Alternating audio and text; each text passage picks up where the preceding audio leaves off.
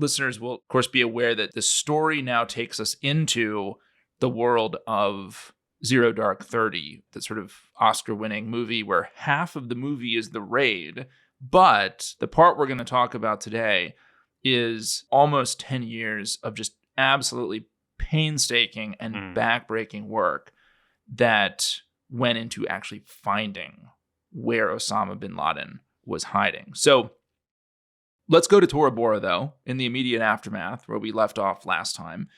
Al-Qaeda is badly damaged as an organization as it sort of limps away from this fight in the caves at Tora Bora. Its sanctuary in Afghanistan is gone. Its operatives are scattered. There are actually internal Al-Qaeda estimates around this point that suggest maybe 1,600 of its 1,900 or so fighters in Afghanistan were either killed or captured, which is a pretty massive blow to the organization. Some flee to Iran. Some go to the unsettled areas of Pakistan and the tribal areas. Some hide in its cities, places like Karachi. But Al-Qaeda is alive, and it is surviving both as an idea and as this now very clandestine terrorist organization, in part because its leader, Osama bin Laden, seems to have evaded the U.S. and remains not only its figurehead, I think this was assumed for some time, but a micromanager of Al-Qaeda through impersonal means. That's right. So Al-Qaeda becomes an idea, doesn't it, at this point? It kind of metasizes, and you get franchises and people adhering to the ideology of Al-Qaeda and swearing allegiance to it who have very little contact. But you do still have this core which remains, and a few go into Iran, I think, and they're actually kind of under a form of house arrest in Iran. But the bulk seem to go into the tribal areas of Pakistan, which is a wild place. I've flown over it and been in it briefly, courtesy of the Pakistani military at various moments. But the Pakistani state itself has very little control over this territory, which borders along Afghanistan, and where tribal loyalties are paramount, really, rather than loyalty to the state, where the state and the Pakistani state has very little kind of presence and reach, and where it's frankly very difficult to find anyone. And so Al-Qaeda operatives are, in some cases, they're in the cities, and some of them will be found in the cities, but also some, it's thought, are in these tribal areas. And the CIA is now suddenly growing and building up, isn't it, to try and take on this group and to try and track every lead after having missed those opportunities beforehand. It's now massively mushrooming in size, and yet the pickings are pretty slim in terms of finding bin Laden and the Al-Qaeda senior leadership. It is worth a note just to contrast how much the CIA's counterterrorism center changes in these first few years relative to what it was in the mid-90s, because CTC probably grows by 5 to 10 times in the first few years after 9/11 from a staffing standpoint. I mean, I had friends who were pulled off other targets, right, who had been targeting Russians their entire career. I had one colleague who had spent basically his entire CIA career in kind of Central and Eastern Europe who said, I was a Russian hunter, and then boom, next day I'm hunting a booger eater in the mountains. And so you have a whole bunch of people who just get shoved over to counterterrorism stuff. CTC becomes the place to be for prestige and promotions inside CIA in those years. Again, stark contrast to the 1990s, right? A complete about face. And the CIA starts to get a lot better at what I would call like a targeting mission, right? So there's now software in this period that helps to map connections between members of a network to show these linkages between phones, between IP addresses. There's actually a new job title created at CIA called Targeter, a role that is going to be essential in this hunt for Osama bin Laden. And these are kind of analysts who basically vacuum up every shred of available digital dust on somebody like Osama bin Laden or Al-Qaeda senior leadership, pings on phone towers, bank transactions. Like, how do you, in this case, find somebody? How do you find people who don't want to be found? And there are some early successes against Al-Qaeda in the kind of first few years after 9/11, linking together cooperation in some cases with the Pakistanis, with these new ways of targeting people. And eventually, I think you have a lot of Al-Qaeda leaders who are faced with a trade-off, which is, do you stay in the cities where you can plan attacks and communicate and eventually probably get captured by the CIA? Or do you go totally off the grid and just disconnect from anything digital, that the CIA might use to eventually hunt you down. Yeah. And so Khalid Sheikh Mohammed, who is the kind of mastermind, as he's often described, of 9/11, he gets captured, doesn't he, in one of the cities. And the assumption is that Osama bin Laden is in a cave somewhere. That's what people think. Yeah. That's what everyone assumes, that he must be somewhere in a cave in the mountains, completely off the grid, unlike these others. And that's the reason why he's not being found. And you get $25 million reward. The hope is that might lead to something. And there's all these tiny sightings and bits and pieces, but nothing really substantial for years. Well, and we should note that the cave idea is not something that anyone at the CIA puts any stock in at all, much after Tora Bora. I mean, he's running Al-Qaeda. This will be a theme of this period, is that Osama bin Laden, he is a micromanager, okay? And he is involved in plotting. He is involved in running the organization. He's not kind of sitting back and letting others do this.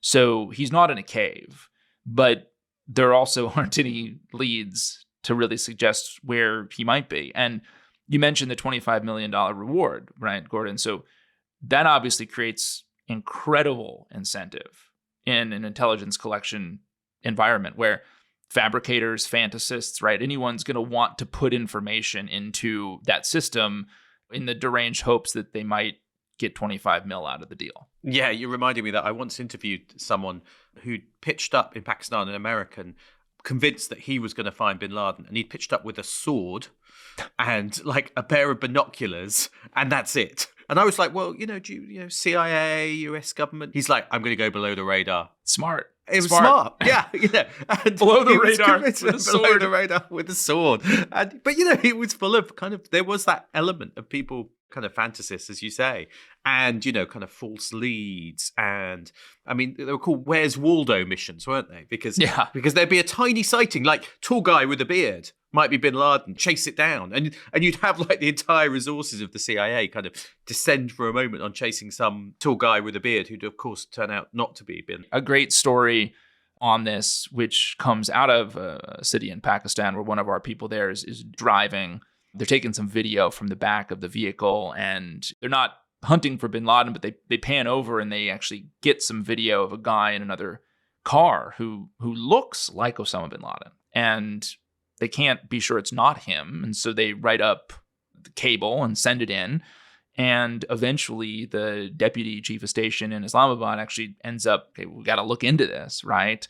Then somebody in DC tells the chief of ISI, Pakistan's intelligence service, about this lead. And then the Pakistanis in about a couple days figure out that this guy is actually a lumber cutter with a business in Afghanistan, right? And the Pakistanis take pictures of him, send it to DC, and headquarters is like, okay, well, maybe it's a body double, right? I mean, so then you kind of multiply that by hundreds, if not thousands, right? Where you end up going down this rabbit hole to try to disconfirm that this isn't bin Laden, or to confirm that this crazy lead you got from a guy who's parked up in a lawn chair with a sword, that it's actually crazy. I remember it so well because the idea that this one man could evade the entire US military and intelligence community for years does start to become a kind of running sore. I mean, it becomes a really awkward question for the US, really kind of difficult, I think, to say, this guy has inflicted this terrible attack and you cannot find him. It's a question which will come up again and again to US officials. Why have you not got him? The reality, of course, it is, if you really know what you're doing, it is possible to hide, particularly in a country like Pakistan. But the trail does go cold. So it's interesting to try and understand, what do you do if you're in that situation, if you're the CIA? I mean, how do you find someone who wants to stay hidden? I mean, it's not easy if someone is capable and smart and also is living in a kind of place where they understand the territory and they potentially have sympathetic people around them.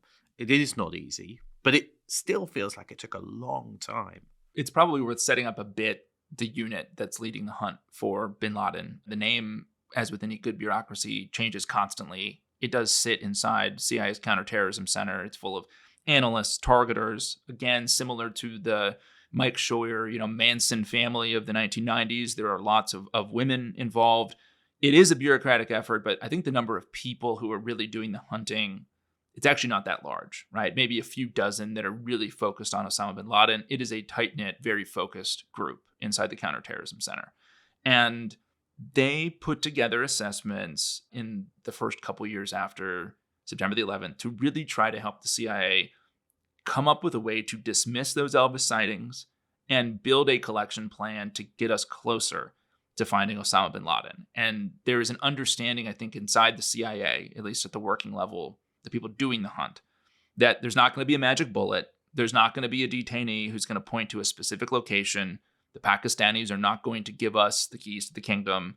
Osama bin Laden is not speaking on phones. He is not using computers. There is not going to be SIGINT, signals intelligence, that allows us to geolocate him. So it is going to be a painstaking and slow process. And one of the things this team does is they study other manhunts. And the learning here, I think, is really interesting because you look at Adolf Eichmann. Nazi fugitive, yeah. Nazi fugitive captured by the Israelis in Argentina. That was a 15-year hunt. He's eventually betrayed by his son, who's bragging to his girlfriend's dad about his own dad's Nazi past, right? The CIA's lesson from this, it can take a long time, and family members can sometimes be key. Pablo Escobar. The CIA and the Colombians knew he was in Medellin, but it still took 2 years. He's given away by talking on the phone for 16 minutes with his son, and then he's geolocated. The Unabomber, the hunt for the Unabomber, took 17 years. The Atlanta Olympic Games bomber, Eric Rudolph, it took 5 years, and he was in the States. And so I think from these kind of learnings, the CIA figures, look, family and close associates are key. Osama bin Laden's probably not on the phone, and actually he hasn't been. We talked in one of our earlier episodes about him ditching his satellite phone, right? He probably hasn't been talking much on the phone since the late 90s, and this is going to take a very long time. So one weakness that comes out of this analysis, or one kind of vector into bin Laden, is his family, right? And of course, as I have been talking about extensively on this podcast now series, I understand why you always want to talk about his wives and children. Now, at last, it becomes clear. He's a big family man. Osama bin Laden loves terrorism, the outdoors, and his family. And he's got maybe 2 wives with him at this point. But the family connections don't really lead anywhere. Another way in the CIA figures might be his communications with other senior leaders in al-Qaeda. But again, the CIA is watching these really, really closely. So closely, in fact, that the kind of number 3 kind of chief operator in al-Qaeda, that position turns over like every 6 months because the CIA starts killing them. Because they're the people who are actually interfacing with the outside world to carry out plans. So it was always the famous thing that you have bin Laden and Zawahiri is number 2. And the number 3 was the kind of operational guy who was obviously, because he's the operational guy, contacting terrorists around the world. And for that reason, he gets killed. They're constantly getting killed because they are the ones who are in contact with people. But bin Laden isn't. I remember another one was the media, wasn't it? Because bin Laden just occasionally would pop up and do videos. And, I remember having to report on these. And, they were big news at the time. They were big news because you would have heard nothing from bin Laden for a year or 2 years or something. And then there would be either his voice on a tape or sometimes an actual video of him in which he was seen, walking somewhere in the mountains or apparently in a cave and issuing some kind of blood-curdling threat. We in the media would analyze them endlessly, and we'd get people to analyze them and kind of go, well, can you tell what kind of mountains there are? I'm guessing at the CIA, they probably did that 10 times more to try and see if there are any clues from those appearances, if there's anything you can get from them. There's great stories of the agency calling in one case, a German ornithologist. There's a bird that's heard chirping in the background of one of these videos. And so this ornithologist gets called in to determine what species of bird it is and where does that bird live. They call in geologists to analyze rocks that might appear behind him. And it's fair to say that no useful leads came out of any of the video or propaganda analysis in those years. But you think about the videos, right? One thing about them is that if he's recording them, there has to be a way of getting those videos out, right? And it might go through a daisy chain of individuals passing it off until it gets to Al Jazeera or something like that. But they're moving from where he is to an endpoint. And, we mentioned that he's a micromanager, right? He's not as involved in the day-to-day of the organization as that number 3, that kind of war and operational chief who's getting killed every few months. But he still wants to run al-Qaeda. He can't let go, can he? No. He's trying to control the plotting. He's trying to control the organization from afar.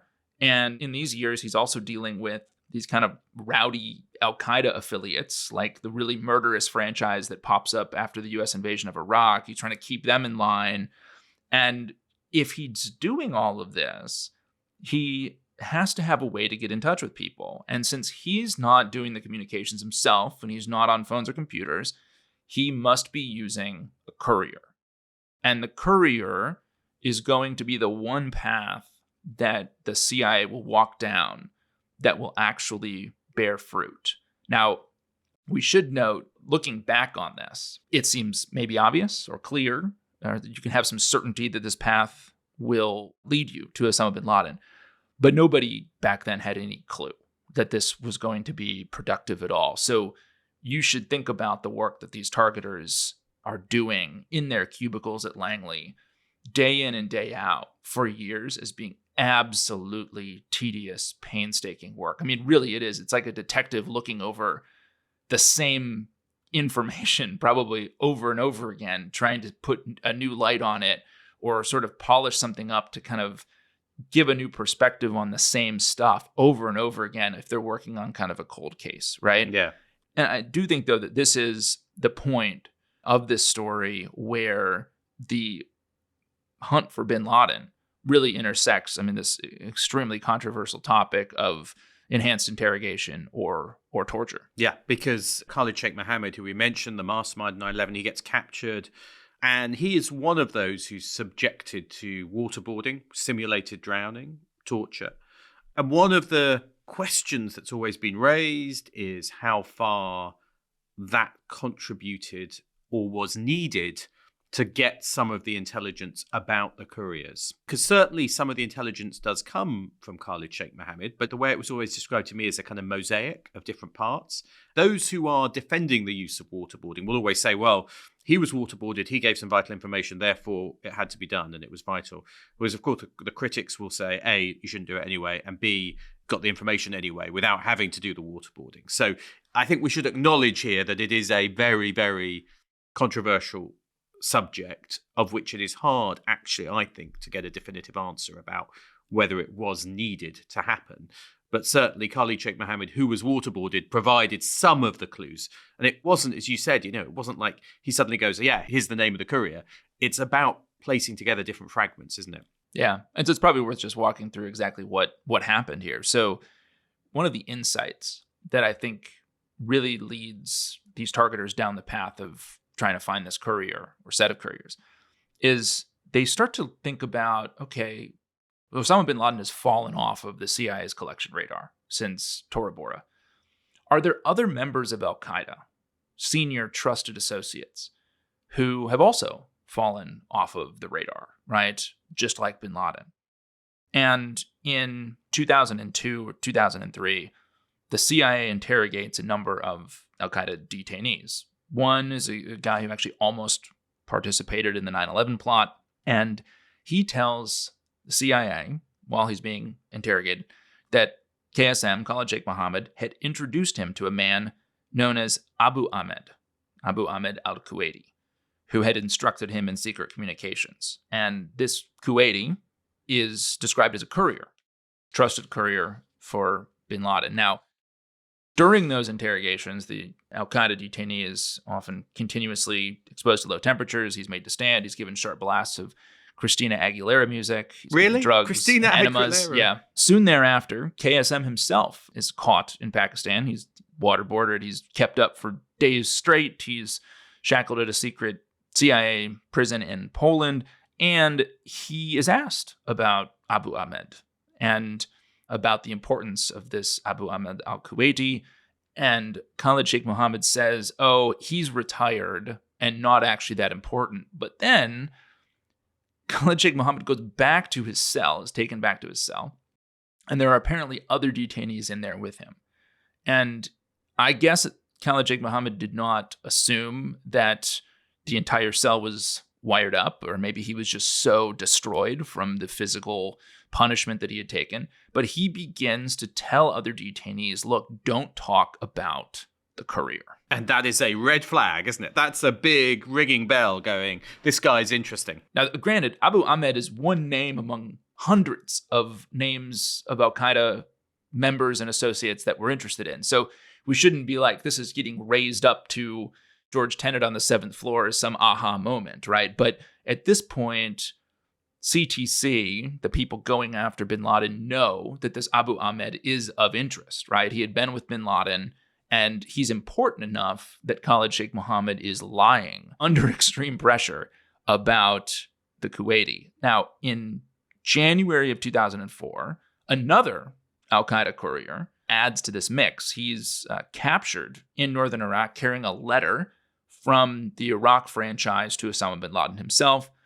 This courier is taken to a black site, a CIA site in Eastern Europe, where he is also treated quite poorly. And at some point, he confesses that Abu Ahmed is Osama bin Laden's courier and a trusted associate. Now, what is interesting is that similar to bin Laden, this courier has dropped off the map completely.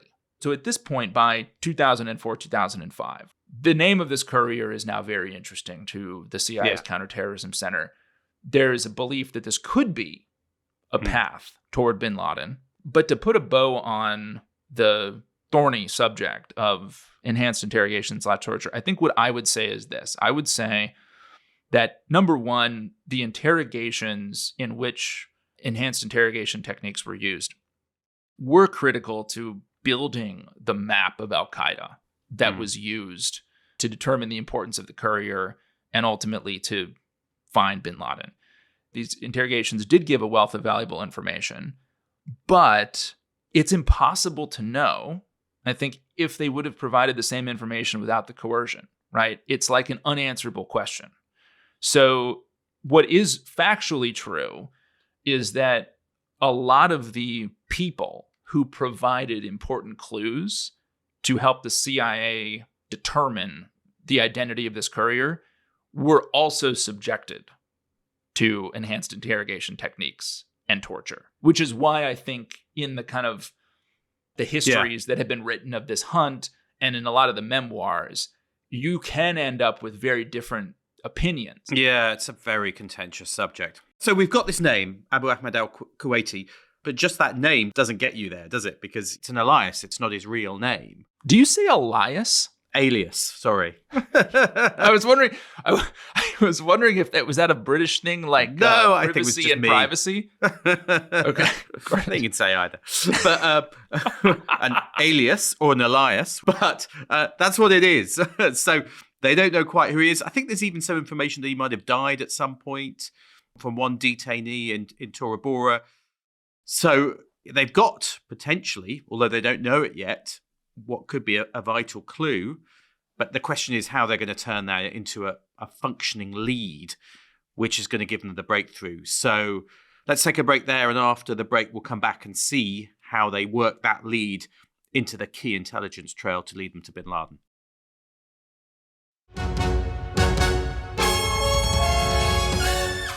Welcome back. The CIA is on the hunt for Osama bin Laden. The trail had been cold, but they've got this one clue, haven't they, David? The use of couriers, and particularly this name, Abu Ahmed al-Kuwaiti, and the idea he might be important.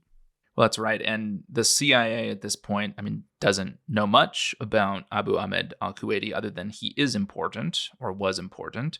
The CIA knows that he'd been a member of kind of al-Qaeda and bin Laden inner circle before 9/11, but he has vanished from collection since. And to your point, they don't even know his true name. So this courier is hugely important, and yet there's just almost nothing on him. And maybe he's dead. He could be gone. So the heat, though, is on the CIA, I think, bureaucratically at this point.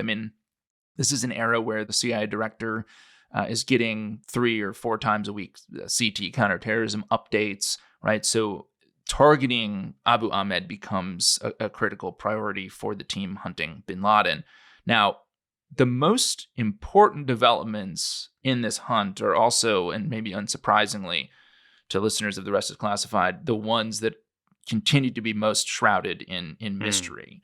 But by 2007, the CIA has Abu Ahmed al-Kuwaiti's true name, which I think is gleaned through some really patient targeting work done by that bin Laden unit, maybe also some helpful foreign partners. Yeah, I wonder if a foreign partner might have played a key role in that, but we don't know who, do we? Right. And by 2010, I mean, you think about this is the years. leaps I'm doing here, right? Yeah. I mean, like, this is years. So we're talking the CIA probably by 2005 knows that Abu Ahmed al-Kuwaiti is important, right? Yeah. It's a couple years later before we have a true name. And then another 3 years before you get a phone number for him. Before you get a phone number. And you can imagine how much more important the phone number is than the real name. So they get the phone number. Now, Michael Morrell, who by 2010 is the deputy director of the CIA, he had been Bush's PDB briefer on 9/11. Morrell wrote, "It took us several years to learn Abu Ahmed's true name and several more years to find his general location." He offers no specifics. Morrell has publicly said that you could write a book about how the CIA found all this out, but it's not in his book, and that book is certainly not written yet. Now, there is the fun scene in Zero Dark 30, Gordon, where a CIA officer flies out to the Gulf and basically hands over like a piece of paper that has a name on it, I believe, and then tells this Kuwaiti or Emirati they're in a Lamborghini dealership, and he basically says, pick out whatever you want, right? And so there's this like great Hollywood twist on sort of how the CIA worked from alias or alias to true name to phone number. But we don't think that's how it happened with a Lamborghini in real life, do we? No. In fact, I'm positive that's not. There wasn't that's a not how it Lamborghini happened. involved. Okay. But what did happen is once we got the true name for the courier, which by the way, it's Ibrahim Saeed Ahmed, we get the phone number of his family. And his value to Osama bin Laden is immediately apparent because Ibrahim Saeed Ahmed, Abu Ahmed, well, he's a Pakistani from the northwest part of the country whose father had emigrated to Kuwait decades earlier. So he speaks Arabic and Pashto. So you can think about the worlds that Osama bin Laden is straddling. That's really useful. He has sworn bayat, loyalty, to Osama bin Laden. And he's got a pre-9/11 connection to bin Laden. So they go way back. And what happens is the CIA and the NSA are watching the family phones. And those phones are talking to phones in Pakistan. And you remember we talked about the CIA's analysis on manhunts. Love for family, connection to family being a weakness when it comes to manhunts in general. And so even though there isn't anything particularly interesting or operational happening on these calls between family in Kuwait and Pakistan, the phone in Pakistan behaves really strangely. The phone is mostly off, and it gets flipped on in Peshawar or Rawalpindi weeks or months apart. So this phone is being flipped on in settled areas and cities, and then will otherwise be off. And right at this point, I mean, you could have the theory that this guy's retired. He's just living somewhere else, kind of off the grid, and not involved with Al-Qaeda. And there's a critical phone call, which is intercepted, and there's an approximation of it, which appears in the film Zero Dark 30, which is close enough, and which I'll read here, which the CIA is listening to. And it's our friend, Abu Ahmed, speaking to one of his friends. And his friend says, "We've missed you. Where have you been?" And there's kind of this pause, and the friend apparently before this has kind of pushed because he's trying to understand what in the world the Kuwaiti is up to. And Abu Ahmed says, "I'm back with the people I was with before." Now that's telling, isn't it? Yeah. It's very telling. And there's this kind of tense pause in the conversation. The friend kind of understands what he said. And he says, I think, go with God or something like that, and then hangs up. Because obviously, if you know he's had a past with Al-Qaeda, then that suggests he could be back with them. I mean, that's not an absolute certainty, but it is very telling, isn't it? And so suddenly that is a big clue to suggest this is a person and a phone that's worth really studying to try and understand how to get to him. That's right. Because you start thinking at this point, if you're one of the CIA targeters, okay, I know that I have a very senior guy who had been a courier and a trusted member of bin Laden's inner circle prior to 9/11, who is also off the grid, like bin Laden, and who is basically said that he is still working with Al-Qaeda. And so he might be the courier for the number 2, Zawahiri, or some other important figure, but you know that this is an intelligence target of real value, right? But, this Kuwaiti, he's practicing really rigorous operational security. He's not bringing the phone with the battery in, the SIM card in to wherever he's going. It's being turned on in a city where he can sort of blend in briefly for conversations, and then it's being turned off. So the CIA needs to figure out where in the world he's going, right? And so how do you do that in Pakistan? That's the question. And you can't do that remotely. The NSA can't do that by just waiting for the phone to come on and then geolocating it at that moment, it sounds like. It sounds like it's not as simple as in the movies where, a phone flashes up. Yeah, I mean, I think if he's turning the phone off and taking the battery out. Yeah, you can't track it. You're not tracking that because the phone's not communicating with a tower. It's not communicating with other sensors. Right. There's certainly no direct implant that the CIA or NSA has on that particular phone. And so you're just losing it, I think, when it disappears. And so the very tedious thing that the CIA does is they figure out, okay, well, we're going to send, and this is a part of Zero Dark 30 that I think just quite accurate, or these scenes where these geolocational teams are basically out on the streets, right? In Pakistan, right? In these places where we know that he's popped up before. Waiting for him to pop up, basically. Waiting for him to pop up. And then hoping you're near enough to be able to locate him? To be able to see the car. To see where he is, yeah. And so what happens is, eventually, we get lucky. And the scenes in Zero Dark 30 make this all seem like really exciting. And I'm sure it was just absolutely awful for the people who were out there. But finally, in 2010, there's a hit in Peshawar in Pakistan, and the CIA is able to get the make and model of the Kuwaiti's white Suzuki Podahar, which is kind of white little SUV with a rhinoceros logo. Now, incidentally, many of the Osama bin Laden hunters at the agency will have t-shirts made with that logo after the raid. But then you have a car. So we've gone from alias to true name to phone number to car, right? And then you're basically running picket line surveillance. Because this is the other thing, is you have to be so careful, right? Because if you spook him, it's done potentially, right? You've lost the lead.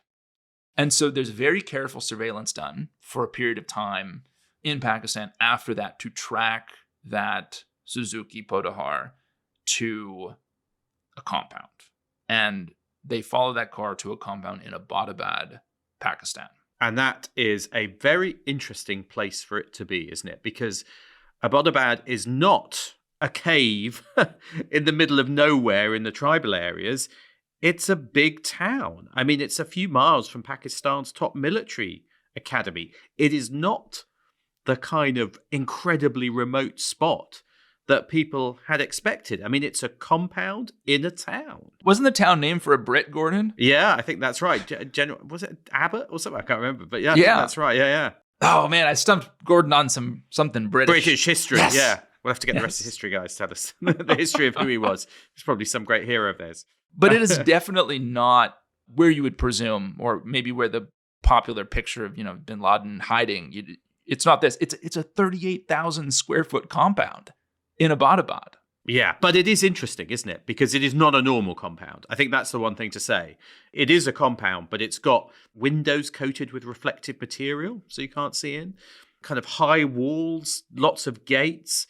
I think some really interesting things like, no phone or internet service from local providers. A lot of things which just suggest this is someone who is living there who is a bit different and who is maybe worried about their privacy or privacy. From anyone who might be interested. The wall on the balcony is particularly weird too, right? Because Abbottabad is actually picturesque in many respects. It's got views of the mountains, and you would think if you're building a big compound that you would want to take in those views, right, from your balcony in the morning or the evening. And the third floor balcony, which would be like the primo spot, has a 7-foot high wall on it. So you can't even use the balcony to look out. multiple layers of gates, the 12-foot high walls. One section has 18-foot high walls, right? I mean, it's a bizarre place. They burn their garbage, don't they? Rather Yes. in a fire pit Yes. again, rather than let it be picked up by anyone else. Just all these little interesting things which suggest it's something different. The CIA analysts who were doing this, I mean, to their credit, had actually done some work prior to the discovery of this to try to imagine what bin Laden's hiding place would be like. And they weren't that far off. In part because, of course, your favorite topic of this series, Gordon, the families. Bin Laden being a family man, there was this assumption, which proved to be right, that he would have a significant number of people with him, that he wouldn't just be alone. And as the CIA watched this compound, there are a couple families that never leave. There are two families there that do, right? And where the kids go to school and they have cars and they leave and he drives out in his Suzuki Bodahar. But there are a couple families that just, the kids don't leave the compound, period. Now, all of this is suspicious, but it's not conclusive, is it? None of it actually is the same as being able to prove that bin Laden is there. I mean, it could be drug dealer or some kind of lower level Al-Qaeda operative who the courier is doing work for. So, the next challenge is, how do you prove something like that? And that is going to be one of the interesting challenges, isn't it? Because they're trying to come up with ways of working out who is inside a compound, who does not want to be found and does not want to come out. And Leon Panetta, who is the head of the CIA at this point in time, he really starts to push the team for creative ideas. And I overlapped with Panetta when I was there. And I should say he's a very interesting guy. He's a walnut farmer and former congressman, I believe, from California, who'd been Clinton's chief of staff, a absolute bureaucratic knife fighter, has come to be quite beloved by the CIA, and who also, by the way, played intramural basketball at the CIA wearing very high white gym socks. I remember seeing that. So he pushes the team for, let's get creative and see if we can get some insight on what's going on in this compound. So he's, can we get into the sewage lines? Can we put telescopes up on the mountains a few kilometers away? Can you put camera on the tree in the compound?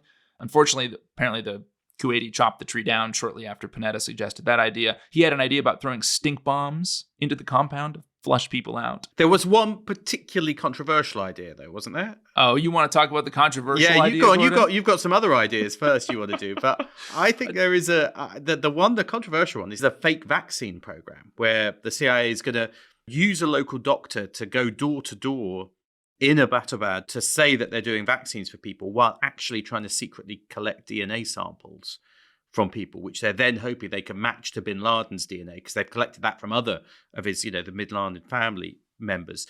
I mean, that didn't work, but it's very controversial, isn't it? Because, the doctor ends up in prison, I think, and it kind of undermines vaccination rates in Pakistan because everyone thinks the vaccination campaigns are run by the CIA. So I find that one a morally questionable one. I kind of completely get the desire to get intelligence on bin Laden in any way, but the kind of fallout of that one is a bit tricky, isn't it? And it doesn't work.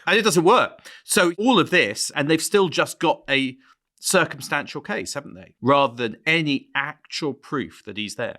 That is true. It is circumstantial. Although, one of the, compelling pieces of circumstantial evidence is that as the CIA watches the compound, they do determine that this other family, the one that doesn't leave the compound, they actually look at the number of articles of clothing, in some cases, that are drying on the clotheslines out in the yard.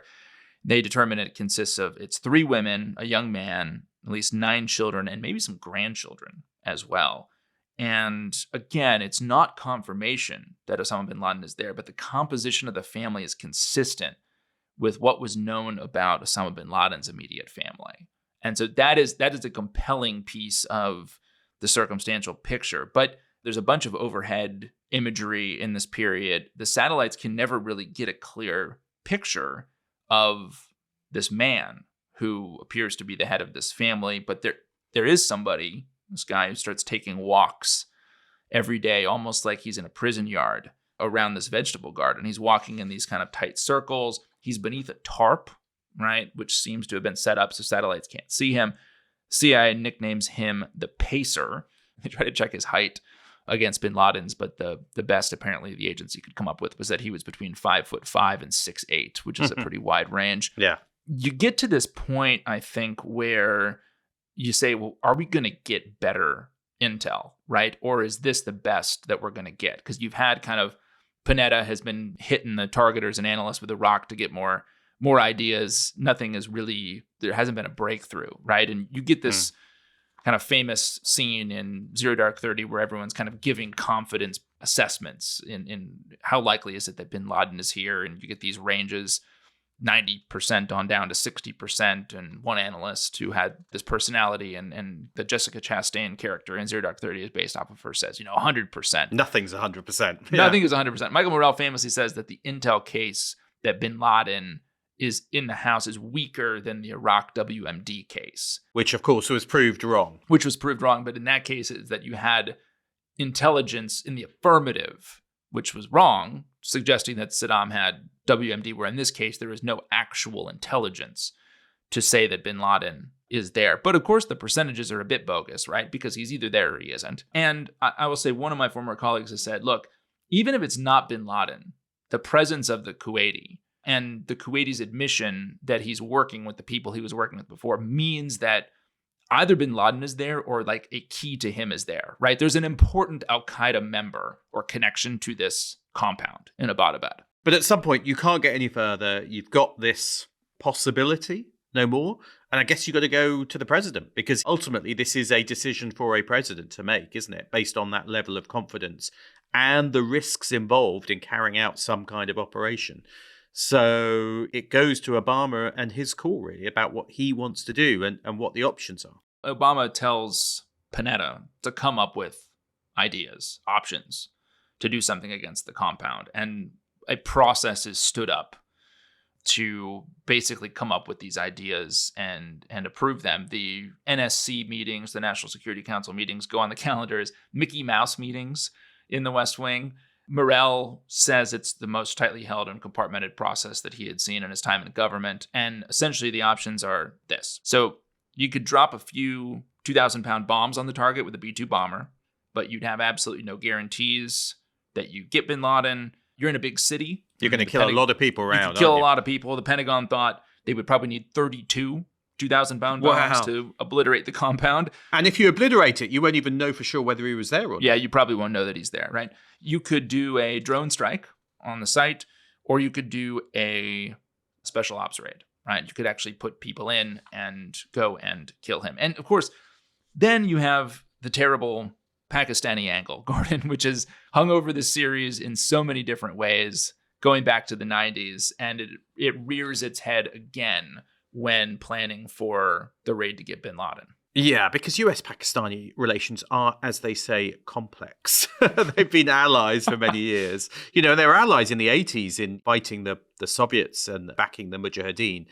But there are people in the Pakistani military and intelligence services, it is alleged or suspected, who are more sympathetic to the jihadist world of view. I mean, that's always been the allegation. And Pakistan plays a kind of complicated, what some people call a double game, backing some groups in Afghanistan in relations with the Taliban, also while the US is fighting them. And it's the Pakistani kind of strategic policy. It's an insecure country. It's got a big neighbor, India, as we saw recently, who can nearly go to war with. It's worried about what happens in Afghanistan. So there's both ideology and kind of pragmatism, which means basically the US and Pakistan don't entirely trust each other, do they? At this point, also, a CIA contractor has just shot 2 Pakistanis dead in self-defense. Yeah, I remember that. Yeah. So relations are not so great. And it's fair to say that dropping 32 2,000-pound bombs on a country which is notionally your ally could on sour one of its relations. towns, it's not good for relations. I think it's not normally a kind of the thing that's done, which goes back to the civilian casualties, collateral damage. How sure are you? What are the consequences? What's going to be the fallout? You don't want to tell them about your suspicions because, as we heard previously, there is a risk that if there's sympathizers there, they'll tip off bin Laden and he's going to be out of there. Which has already happened once in the 90s. And you have many of the same people who are making this decision were in government then, right? So there's a great anecdote, which I think shows the depth of the analysis being done on this compound. When this group was discussing this option of, do we use maybe smaller bombs? a question comes up as to whether there might be a tunnel to help bin Laden get out. And NGA, the National Geospatial Agency, which does a lot of the overhead imagery, actually did an analysis of the water table around Abbottabad to conclude it was high and said it would be almost impossible to dig a tunnel. So you can imagine how many dozens, if not hundreds, of these very specific questions came up in this process. And as they look at these options, Gordon, you're right. I mean, there's a kind of a pro and con to each, right? I mean, how likely is it to succeed? Well, you know it's actually him. What's the risk to the operators? But there's no additional intelligence coming in, right? And so the Mickey Mouse meeting group at the White House essentially spins on all of this stuff for a bit, right? And there are a number of histories written of this process that get the sense of just, they get stuck, right? There's no new information coming in, and they just kind of continue to meet in the spring of 2011. So by early April, the White House is, they're still debating options. Now, operators from the Naval Special Warfare Development Group, which is DevGRU's Red Squadron, also known as SEAL Team 6, begin practicing on a full-scale model of the compound out in, I believe, the forests of North Carolina and in the Nevada desert to kind of mimic the heat and altitude of Abbottabad, right? So they actually start to work on a full-scale mock-up of the Abbottabad compound. And there are 24, Gordon, Mickey Mouse meetings in total that spring. And as this process goes, and as the raid is planned, no one is sure, of course, that it's Osama bin Laden. But ultimately, you've got to make the call, haven't you? I mean, at some point, the risk is something will change, something will leak. So at some point, they're going to have to make that call and make a decision. That's right. And the team at the agency concludes that even though it's not for sure, it's the most likely hypothesis is that Osama bin Laden is there.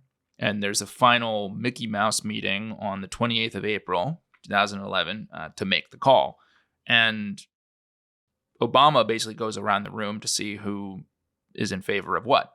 Famously, Joe Biden is not in favor. Quite cautious, isn't he, about lots of things. Bob Gates, the defense secretary, says no, but then actually later that day changes his vote to a yes. There's one advisor who is still pushing to use a kind of tactical precision-guided munition. They don't do that, of course. Hillary Clinton, Secretary of State at the time, says yes. John Brennan, the counterterrorism advisor, says yes. Panetta says yes. And I mean, it is, it's interesting, Gordon. I mean, what would you have done had you been the decider in the spring of 2011? If I'd been President Obama. I mean, look, it's really easy, isn't it, to go, well, of course it's the right thing to do and brave because you know how it's going to turn out. I mean, the consequences of getting it wrong are significant with an ally like Pakistan to basically launch either a raid or a bombing mission on a close ally which kills people. I mean, in other places that would be an act of war, but that is going to have pretty significant consequences. But equally, it's been a decade of looking for bin Laden, a decade since 9/11. And this is the closest you've ever got to a lead on where he might be. And this goes back, I guess, to the whole theme of our series, missed opportunities. People didn't take these kind of opportunities in the late 90s, did they? They were presented with things which possibly had maybe similar odds, some of those kind of crazy missions in the late 90s, and they didn't do it. But now you're in the kind of post 9/11 world. 9/11's happened, and you've not seen him for 10 years. And suddenly you feel, even though the odds might be the same, you suddenly feel actually you may not get another chance if you don't take it. So there I am trying to say I'd be brave and take it, but I don't know. I'm sure we both like to think we would have approved it. And I just keep coming back to this idea that this is the best lead you've had in a decade. Yeah. And you cannot be sure it will ever get this good again. There's a part of me that can kind of understand why some of the advisors would say, no, don't take the risk. And in particular, after someone like Michael Morrell, who's kind of, lived all this for the past 15 years, says it's a worse case than Iraq WMD. I mean, that's going to send kind of a chill through the whole process, right? But it is the best swing you're going to get. If you're Obama, you're probably thinking, well, if word gets out that I didn't take this swing and he was there, that's potentially worse than potentially losing some operators on the raid. And so, as we know, President Obama is going to give the go-ahead. And so, David, let's stop there. And next time we'll come back and look in detail at that amazing operation to go after Osama bin Laden, full of kind of risk and danger and tension as the final chapter of this long struggle between the CIA and Osama bin Laden is played out. Well, that's right, Gordon. And if, dear listeners, squirrels don't want to wait, you don't have to. So if you don't want to wait and you want to download that last episode right now, get access to a bunch of other wonderful bonus content, join our Declassified Club at therestisclassified.com and stream it all right now. But until then, we will see you next time. See you next time.